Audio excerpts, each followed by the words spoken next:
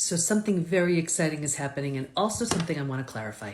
Just the other day, we found out, the PPT Institute found out that it has been accepted.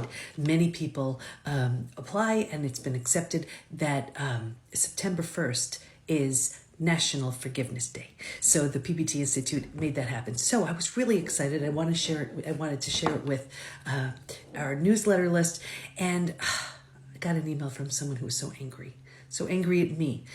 How can I forgive them after what they did and they betrayed me? I want to make this clear.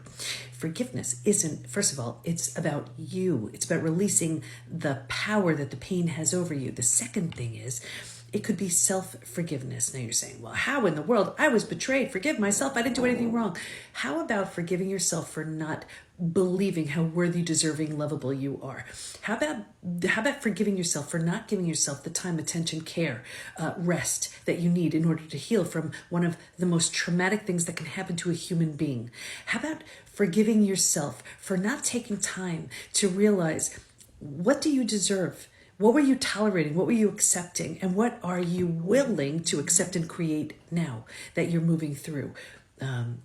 Something so extraordinarily painful. Okay, so you get to decide how you celebrate it, but the whole idea is, yes, Forgiveness Day is September 1st, and I will be doing all kinds of videos, and it is the first day of our 21-day forgiveness journey, which I will be going live on social media, and we'll be sharing it to the blog, because I want to see, and our experiment is to see, is it possible to be bitter, resentful, angry, moving towards more forgiving and free in 21 days with intention and group support? We're going to see together. So anyway, wanted to clarify that in case anybody is annoyed at me for creating National Forgiveness Day. The intention is to spread love. The intention is to help you forgive that long-standing grudge, that person who did you wrong years ago, who may not even be alive, care, remember, whatever, or to forgive yourself for something that maybe is worthy and deserving of you forgiving. Okay, so you decide